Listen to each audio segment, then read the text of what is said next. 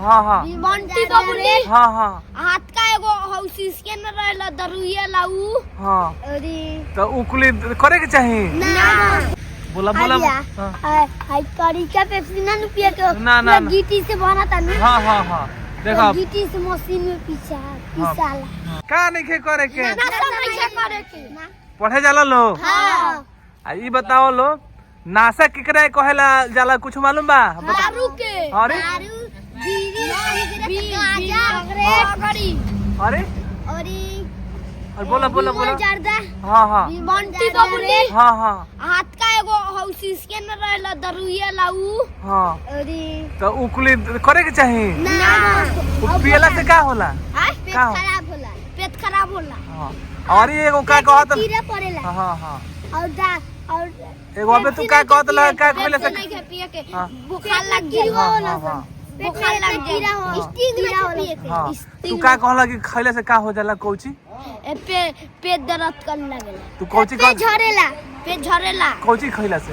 कुरकुरा हाँ। फोफी प्लास्टिक के बनेला हाँ हाँ तो ना खाएगा चाहिए। हां जराइबत छोड़ दे जो खाए के महान मंदिर के मोटू की है चोरी ना बोला बोला बोला अरे कोची कोची घाटा बाटे बताओ। एकरा से पूछो दारू कबो मत मतलब नाशा कोनो कबो मत करियो लो अच्छा नो काहे कि मानो कि तहार पापा आवेलन पी के झगड़ा उल करलन नु हां तू लो बड़ हो बोलो तो ओही त काम कर बोलो।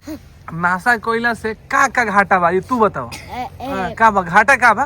पेट खराब होई हाँ, पेट खराब होई दुखलाई हाँ, हाँ। पेट दुखलाई अरे पेट में झगड़ा करबो हाँ, हाँ। आदमी आदमी मार के कपार खोल दी हाँ, हाँ। खून बहे लगी हाँ, हाँ। तब बैंडेज बांधवाए के पड़ी हाँ हाँ आ फिर ओकरा बाद से गोल टूट जाई हाँ। तो डॉक्टर हेमे तीन नट बेल लगाई हाँ हाँ आ ओकरा बाद से पहले हाथ गोड़ टूट जाई हाँ। तो हई हाथ हाँ। पट्टी बनाई हाँ। पट्टी बनाई नट कसाई पेट टूटी हाँ। तो में नट कसाई और पट्टी बनाई दुखाई तो दवाई खाई तो लाठी से चले पड़ी हाँ हाँ तो वैसे नाशा नत करियो लो।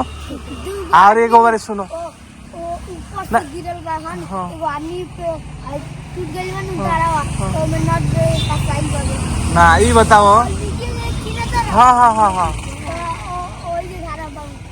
ना ई बताओ तहार जैसे पापा लो दारू पिए लन लो तो आके झगड़ा कर लन लो नु तू लो बड़ होखबा लो तो पिए बोलो तो घरे आके हाला गुली करबा लो। ना हमनी के ना पिए हाँ बहुत अच्छा न पियो लो तू लो। ना पिए हाँ तू लो पढ़ बोला बोला हाय करी का पेप्सी ना पिए के ना गीटी से बना था ना हाँ हाँ हाँ देखो गीटी से मशीन में पिसाला तू लो नाशा मत करियो लो पढ़े जाइयो लो आ ठंडा में घूमो लो मत घूमबो लो तो ठंडा मार दी। ठीक बटे नु ठीक बा।